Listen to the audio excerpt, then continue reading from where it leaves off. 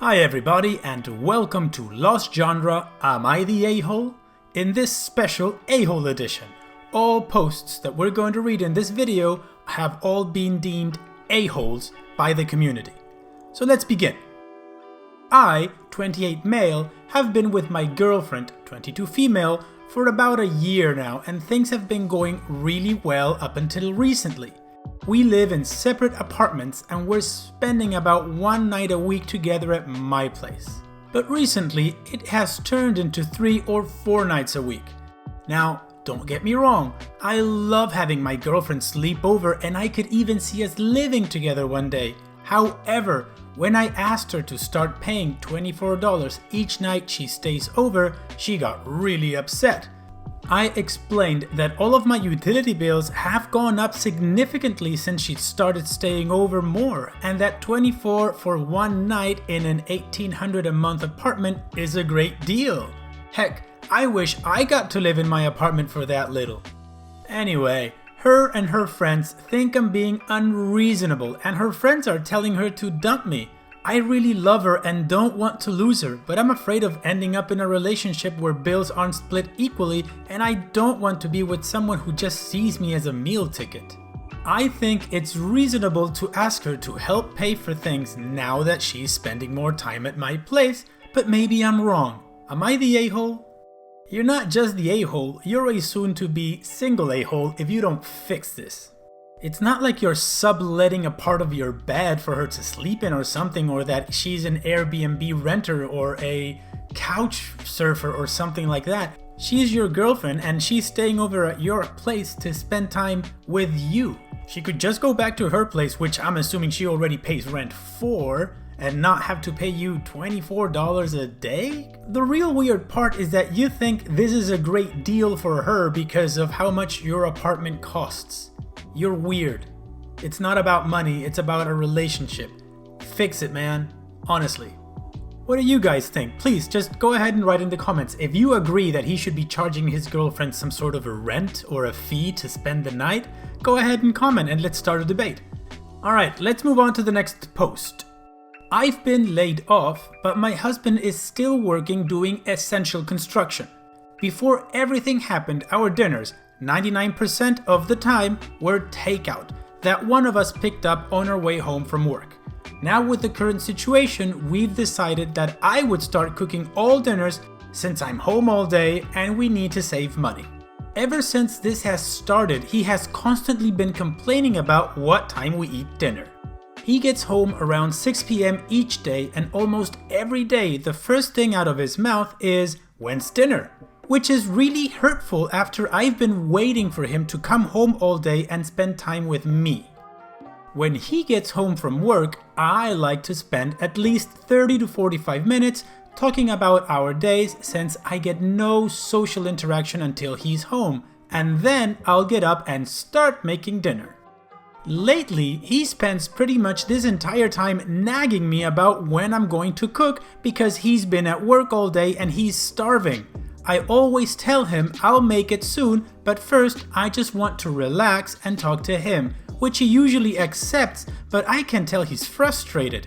I don't understand why it's so hard for him to just spend some time with his wife when he gets home. This past week, it's gotten even worse to the point where he keeps just trying to bypass me and go to the kitchen to make his own food so he doesn't have to sit and talk with me first. I told him that if he makes something himself, I'm not even going to bother with dinners at all anymore. I don't know why I waste my time and energy planning and making meals for someone who is just going to be ungrateful and demanding. He said he comes home from work hungry every day and just wants to be fed right away, while I believe that beggars can't be choosers and he should be happy that he's getting a home-cooked meal at all. When I grew up, I wouldn't even dare ask my parents to cook dinner on my schedule, and I don't know how he was raised to be so entitled. He told me that starting next week, he's going to just start getting takeout for dinner every day again since he can't trust me to feed him, which I think is a huge overreaction, especially considering the whole point of me cooking was to save money on takeout.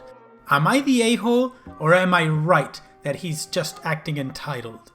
So this is not even a debate for me. This woman is completely the a-hole and she's just failing to actually see it.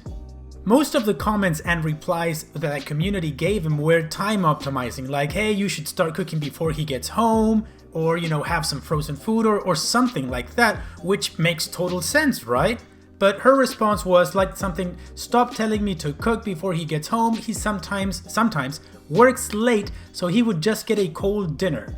And talking while I cook doesn't really work because it's hard to have a conversation while I'm working and moving around the kitchen. Most of the replies of the community were along those lines on how to optimize time, but then I found one in particular that I think sheds really good light onto this whole subject, and I'm gonna read that one for you. This user starts with a quote from her post when she says that he just keeps trying to bypass me and go to the kitchen, I'm not going to bother with dinners at all anymore. So he responds, I have an ex-wife with borderline personality disorder who pulled this routine, so I see something I expect many miss.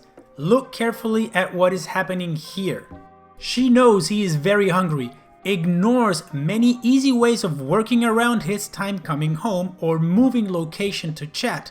She makes him wait until she has finished getting her fix of interaction with him under her exact terms.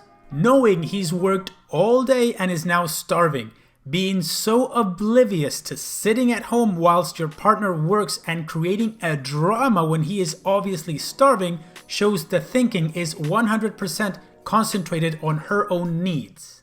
He then quotes another line, I told him I'll do it soon. And he replies, if I had a dinner for every time I heard those words, only for my rising to make my own be the trigger for threats of removal of support. She even went on to physically push me out of the way if I tried, but that would be the BPD kicking in.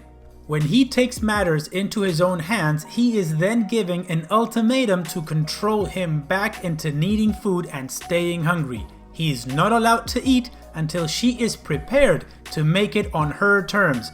Otherwise, he is threatened with removal of support and total non-cooperation. Unless you've experienced something similar, it is hard to get your head around how utterly effing frustrating it is when you're starving and you're manipulated into not making your own food because your spouse is an incredibly controlling and self-absorbed person. All of these ideas and recipes below are worthless here. It isn't about the food, it's about controlling access to it until OP is happy.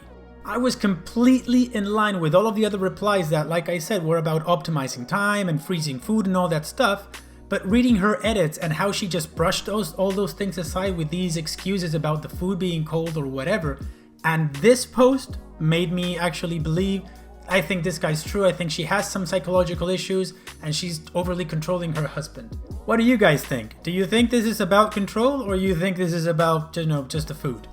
So on that note, let's move on to the third post. I am 22 and I work for a company of 10,000 plus people within customer service. At my office, there are a lot of people who don't respond to my emails, and those that do sometimes take days. This has been frustrating me recently. If I need a certain document, etc., I have to practically chase down the person to get it. Given that most of us are now working from home, this has made the problem worse.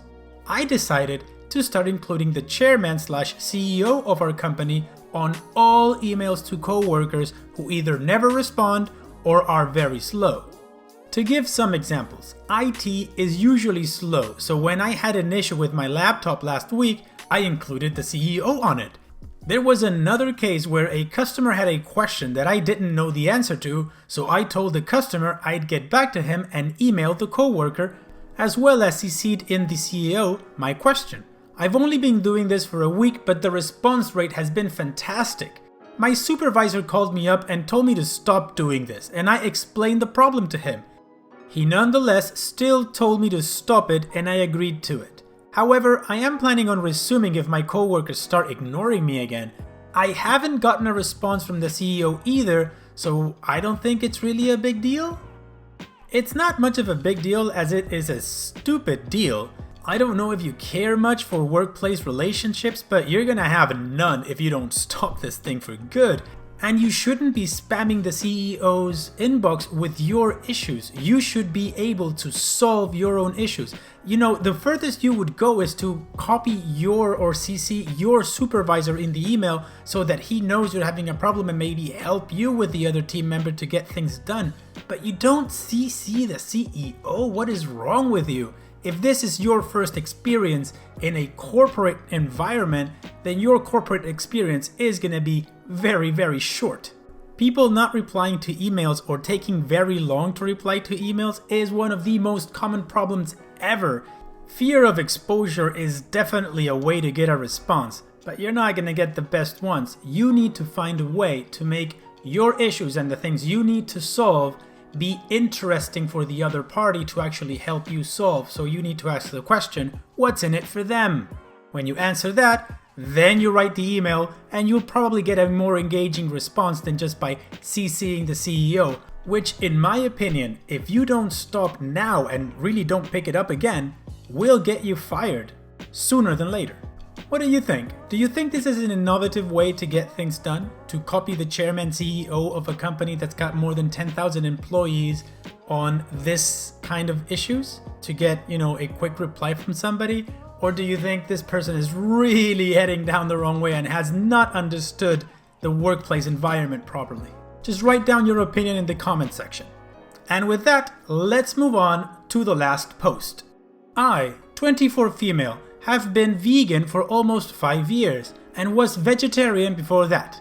My family is generally supportive, but when I was in high school and still living at home, I often cooked my own meals or just ate the sides because my parents weren't super into cooking vegetarian.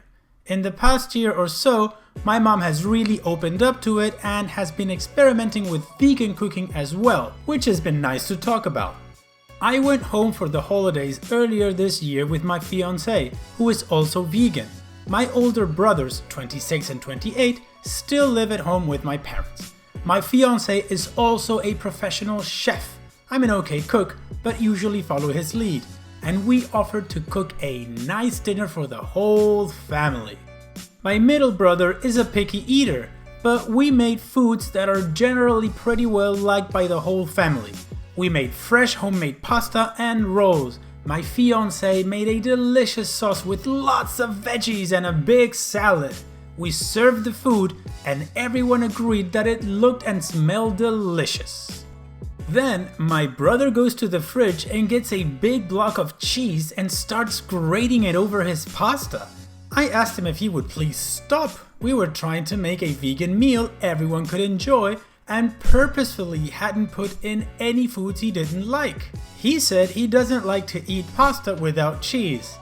I said that since we had put in a lot of effort into cooking and it was disrespectful when we had intentionally made the food to be vegan in an attempt to show how good vegan cooking could be.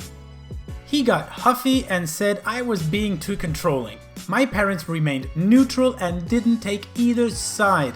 The mood of dinner was off to a bad start and remained uncomfortable.